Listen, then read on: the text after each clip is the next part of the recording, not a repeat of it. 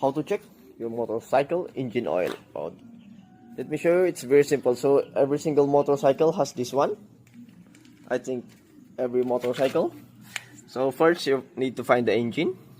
This is the engine. Okay, and then find this one. This is what we call dipstick. So just turn it right. Yeah. Just turn it, then put it up. So then look the engine level here. This is the level. If you see your engine is here, nandito sa taas, so it's good, means good. So pero pag wala siyang marurukod, that means you need to top up or check the change oil. At saka sa pag-check mo dito, and then while checking, you will see the engine if it's clean or dirty. So that's how you check your engine oil. Thank you for watching and bye-bye.